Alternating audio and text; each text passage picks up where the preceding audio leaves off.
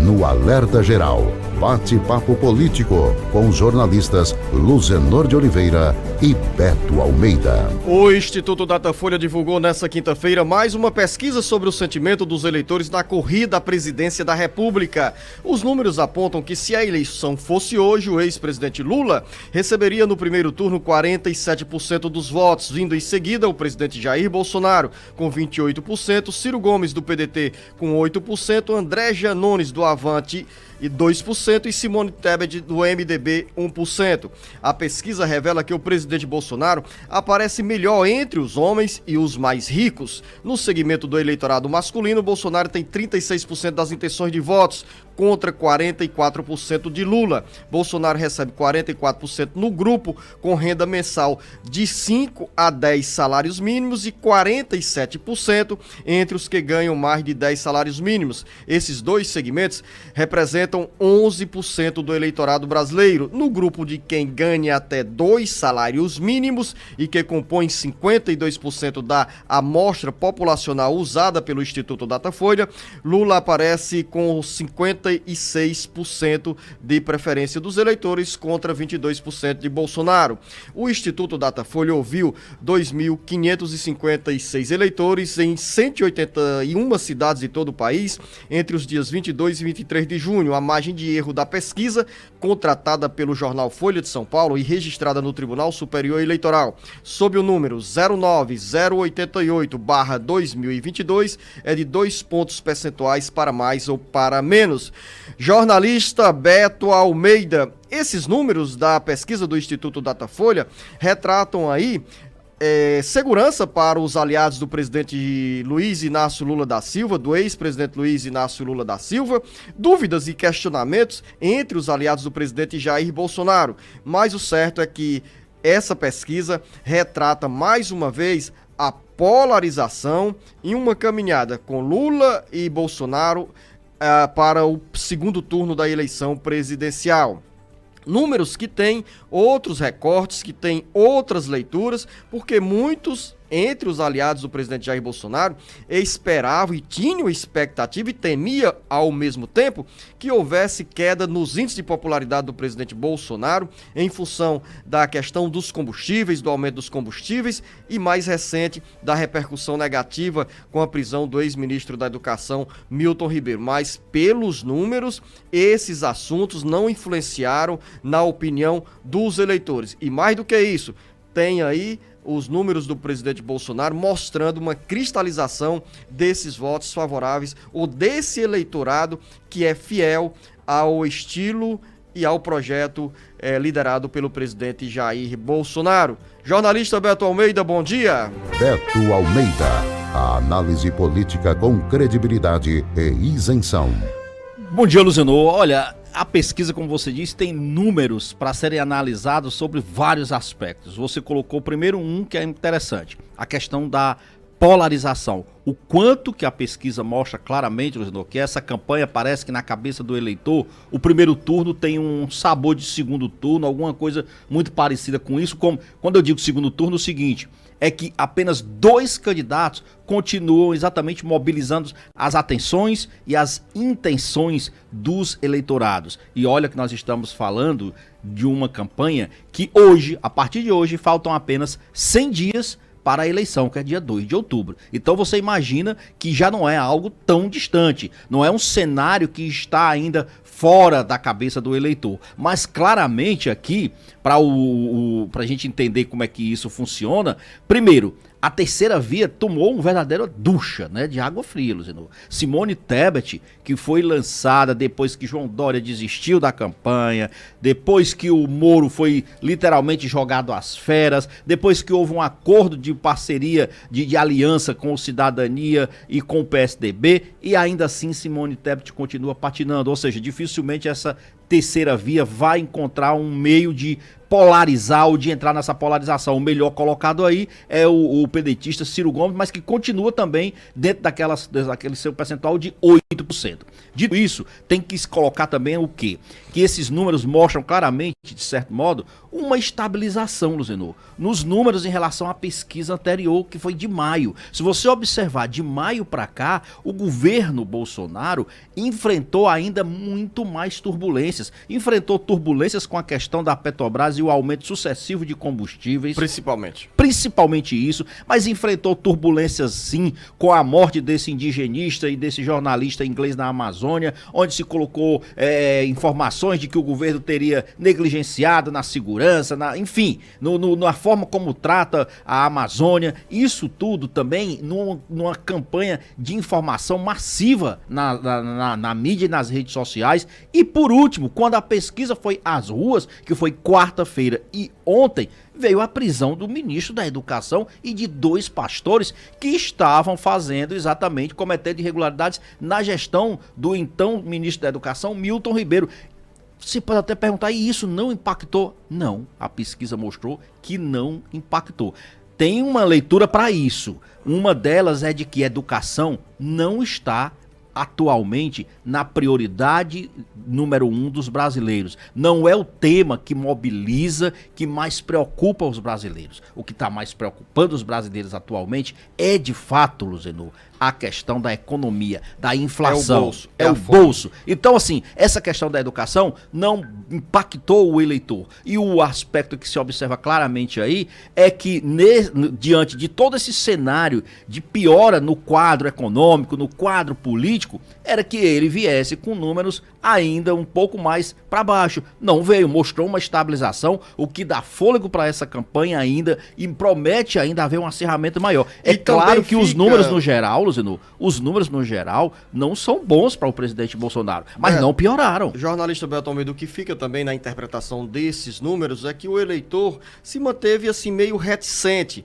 entre a expectativa de novas medidas nos campos econômico e social a serem adotadas pelo governo federal, como o Vale Gás, como o auxílio aos caminhoneiros, e ao mesmo tempo reticente do ponto de vista entre a expectativa e um crédito para o governo. Se o governo está construindo esse cenário de novas ações políticas, econômicas e sociais com reflexo na vida da população mais pobre, então esse eleitor fica dizendo, não, eu vou dar um crédito ainda ao governo federal, então vou me manter aqui nessa posição. A outra certeza também, pelos números, é que o presidente Jair Bolsonaro tem um exército de eleitores consolidado ali, que ele mantém nessa faixa entre 25% e 28%, o que o proporciona a caminhada vitoriosa para chegar ao segundo turno. Quando você fala, por exemplo, que essa pesquisa foi um balde de água fria na chamada terceira via, eu concordo plenamente. Primeiro porque, mesmo com toda a exposição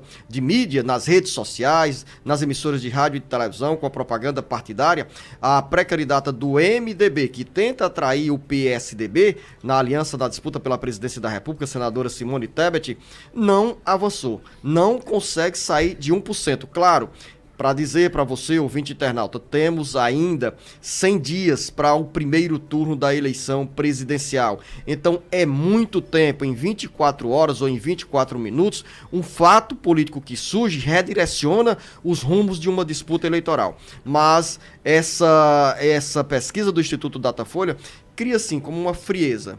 Com uma frieza em cima dos que trabalham, do próprio presidenciável Ciro Gomes, que tem 8%, mas ainda tenta se viabilizar como uma alternativa ao segundo turno. É meio difícil ou um pouco complicado, jornalista Beto Almeida, um terceiro nome entrar entre o ex-presidente Luiz Inácio Lula da Silva, que aparece aí com esse percentual acima de 47%, nessa pesquisa 47%, que tem certamente um eleitorado consolidado. Se você pegar a pesquisa para interpretar também os números sobre o perfil dos eleitores que diz que votarão com certeza em determinado candidato, ou seja, com esse percentual do ex-presidente Lula acima dos 40% e Jair Bolsonaro consolidado ali acima dos 25% e nessa pesquisa 28%, é pouco provável, mesmo tendo todos os contratempos de uma campanha, que nós tenhamos uma surpresa da ascensão de um terceiro nome para chegar ao segundo turno na disputa eleitoral. É exatamente isso, Luciano. E tem 2 aspectos ainda que, por exemplo, trazem ainda mais preocupação ao governo. Alguns, por exemplo, a questão do índice de rejeição.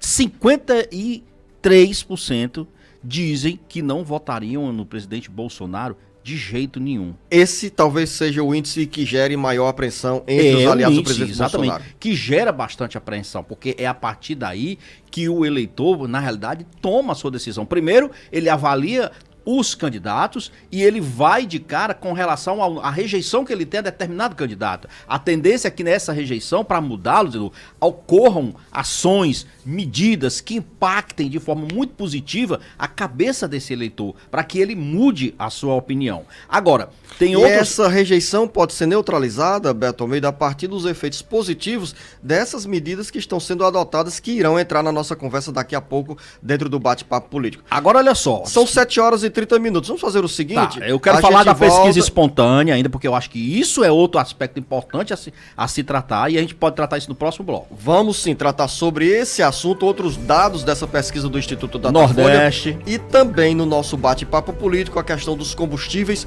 com o veto do presidente Jair Bolsonaro a um dos trechos da lei que institui a alíquota máxima de 17% do ICMS sobre combustíveis, energia elétrica, transporte e telecomunicações. Estamos de volta aqui no Bate-Papo Político. A semana vai se encerrando, tendo como pauta principal os números dessa pesquisa do Instituto Datafolha e também, na agenda política, o veto do presidente Jair Bolsonaro ao trecho da lei complementar que disciplina a recompensa para os estados com a perda de receita do ICMS sobre os combustíveis. Mas antes de falar sobre os combustíveis, jornalista Beto Almeida ainda tem outros detalhes sobre essa pesquisa do Instituto Datafolha. É um aspecto que eu quero chamar a atenção da pesquisa, que é a chamada pesquisa espontânea. Nós falamos aqui, demos os números da chamada pesquisa estimulada, que é aquela quando o entrevistador chega para o entrevistado, para o eleitor, e dá o nome dos eleitores, dos candidatos, aliás. Mas na pesquisa espontânea, não. Ele chega simplesmente e pergunta: se a eleição para presidente da República fosse hoje, em quem o senhor votaria? E ele não sugere nome nenhum. É o que está na cabeça do eleitor. Então, esses dados são muito relevantes. E aí, olha só, na pesquisa de maio do Datafolha, a última, o Lula tinha 38%. Nessa agora, na pesquisa espontânea, Lula ficou com 37%. O presidente Bolsonaro, na última pesquisa do Datafolha de maio, quando perguntaram para o eleitor com quem se votaria, espontaneamente, 22% disseram Bolsonaro. Nessa agora, 25%. Então foram um aumento de 3 pontos percentuais, portanto, acima da margem de erro da pesquisa, que é de 2 pontos percentuais. Ciro Gomes tinha 2% da intenção de voto na pesquisa espontânea em maio, e nessa agora de junho passou para 3%, quer dizer, houve um crescimento aí de 1 ponto percentual do Ciro Gomes. E tem um percentual ainda significativo, Zeno, que até caiu dentro da margem de erro, mas caiu. 29% estavam indecisos, não sabiam em quem votar. Nesta agora, 27%. Portanto, 2 pontos percentuais caiu. É só para a gente chamar esse detalhe do que vai na cabeça do eleitor dentro de uma pesquisa espontânea, diferente da estimulada. O outro aspecto é o do Nordeste. O Lula continua com ampla maioria de vantagem na região Nordeste sobre o presidente Bolsonaro. 58% dos eleitores da região, que é o segundo maior colégio eleitoral do país, né? 58% vota com o presidente Lula, 19% com o presidente Bolsonaro. Trazendo para o estado do Ceará, quais são os reflexos desses números da pesquisa do Instituto Datafolha na caminhada ao governo do estado? Hoje nós temos os conflitos entre setores do PT e do PDT. De um lado, o PDT, um segmento, quer indicar o ex-prefeito de Fortaleza, Roberto Cláudio, como o candidato do partido à sucessão estadual. Dentro da aliança com o PDT, PT-PDT, o ex-governador Camilo Santana é um dos defensores do nome da governadora Isolda Sela. Com esses números favoráveis ao ex-presidente Luiz Inácio Lula da Silva na região Nordeste, que se retratam também esses números aqui no Ceará, o PT se sente mais estimulado, Beto Almeida, para lançar um nome próprio ao governo do estado? Com certeza se sente mais estimulado, Luciano, a querer impor numa discussão de nomes para quem é o nome do candidato que vai na aliança disputar o governo do estado, como o PT tem feito até agora. O deputado federal José Nobre Guimarães, que é vice-líder do governo na Câmara e também vice-presidente do PT nacional, tem dito claramente isso, que quer manter a aliança, mas que o nome que o PT defende é Isolda Sela. E ele diz isso, não está dizendo à toa não, ele diz isso baseado em pesquisas internas, e a pesquisa Datafolha confirma isso, o poder de pressão que o PT tem, de decisão que o PT tem hoje, com esses números absolutos do presidente Lula na região Nordeste e, claro, aqui no Ceará. É o grande cabo eleitoral. Camilo passa a ser um grande cabo eleitoral e o presidente Lula, sem dúvida, é um grande cabo eleitoral.